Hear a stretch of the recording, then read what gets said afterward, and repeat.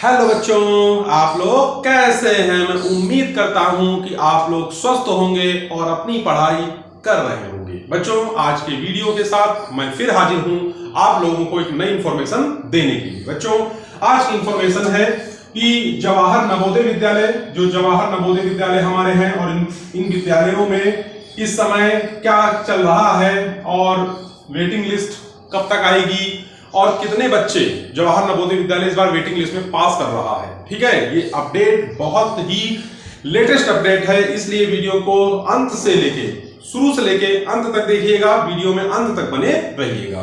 चलिए तो हम लोग चलते हैं जवाहर नवोदय विद्यालय के बारे में पता करने के लिए। देखिए बच्चों, एक बात हम आपको बता दें कि जवाहर नवोदय विद्यालय में अभी जो चल रहा है, क्या चल रहा है, तो बच्चों इस समय समर वेकेशन चल रही है। आप लोग किसी भी जवाहर नवोदय विद्यालय में यदि आप विजिट करना चाहें जा सकते हैं। वह जवाहर नवोदय विद्यालय खुला हुआ है, लेकिन वहां पर आपको जो लोग मिलेंगे उनमें से एक प्रिंसिपल सर मिलेंगे और स्टाफ में कोई भी नहीं मिलेगा, क्योंकि स्टाफ जा चुका है। प्रिंसिपल सर भी, उनकी छुट्टी चल रही है।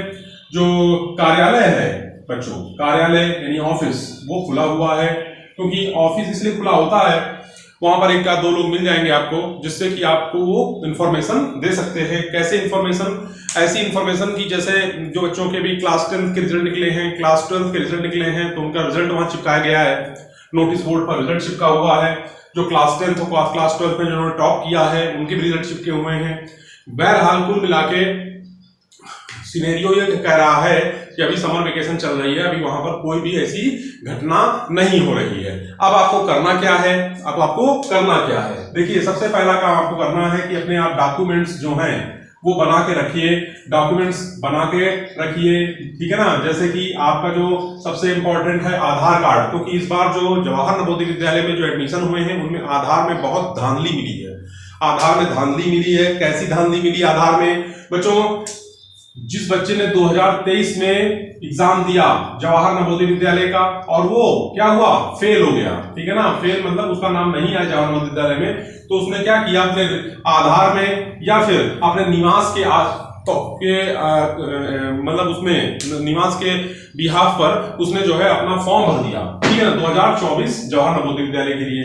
अब उसका जब फॉर्म 2024 जवाहर नवोदय विद्यालय के लिए निवास प्रमाण पत्र के आधार पर उसने बना दिया जब फॉर्म, तो अब होगा क्या कि उसने फिर से तैयारी की और तैयारी करने के बाद उसका नाम इस बार आ गया जवाहर विद्यालय में। लेकिन जब उसका एडमिशन हुआ तो उसमें वहां आधार मांग लिया गया, और जब आधार मांगा गया तो आधार में डेट ऑफ बर्थ में चेंजेस या फिर उसके नाम में चेंजेस की वजह से उसका जो मतलब एडमिशन है वो कैंसिल कर दिया गया। इसलिए एडमिशन कैंसिल हुआ और जो वेटिंग लिस्ट है वो बच्चों आप लोग के लिए बन गई, ठीक है ना। ऐसे बहुत सारे केस जो है हम लोगों को पता चले हैं। अब आपको करना क्या है? आपको करना यह है कि अपने आप डॉक्यूमेंट्स बना के रखिए। डॉक्यूमेंट में यदि आधार में कोई गड़बड़ी हो तो सही करा लीजिए, अभी आपके पास समय है। निवास प्रमाण पत्र में कोई गड़बड़ी हो, निवास प्रमाण पत्र देखिए आपका वही होगा। यदि आपने रूरल के लिए भरा है तो आप रूरल के ही विद्यालय में पढ़ रहे हो, रूरल के विद्यालय में आप रूरल के स्कूल में ही आपका क्लास जो 3 है, ठीक है ना, और 4 है और 5 है, ये इसकी मार्कशीट आपके पास होनी चाहिए, ठीक है। और एक बात कि जो इस बार जवाहर नवोदय विद्यालय बच्चों को पास कर रहा है, यानी कि मैं बात कर रहा हूं, देखिए 650 प्लस जवाहर नवोदय विद्यालय हमारे भारत सरकार ने खोल रखे हैं, ठीक है ना। अब इन जवाहर नवोदय विद्यालयों में जो है सीटें खाली हैं, ठीक है। मैं मान लेता हूं कि 500 जवाहर नवोदय विद्यालय हैं, 500 जवाहर विद्यालय हैं, जिनमें जो है 10 सीट खाली है। 10 सीट क्या है? वैकेंट है। अब 10 सीट वैकेंट है,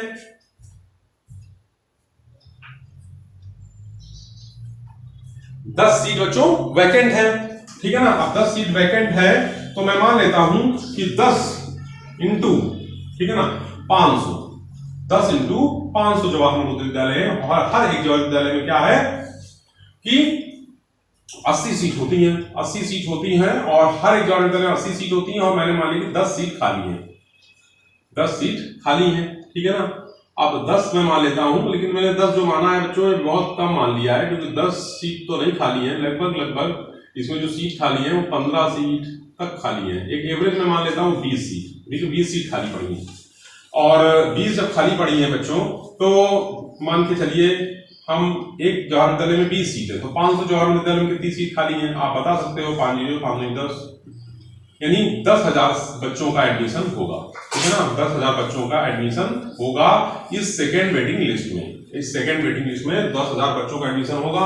और उसके बाद जब सीटें और खाली रहेंगी, अभी नहीं एडमिशन हो पाएंगे, तो फिर थर्ड सीट लिस्ट भी निकलेगी बच्चों, थर्ड लिस्ट भी निकलेगी। इस पर भी आप गौर करिएगा, थर्ड लिस्ट भी निकलेगी। और ये जवाहर विद्यालय तब तक लिस्ट निकालते हैं जब तक उनकी 80 सीटें फिलअप नहीं हो जाती है, ठीक है। मेरी बात आपको समझ में आ रही है।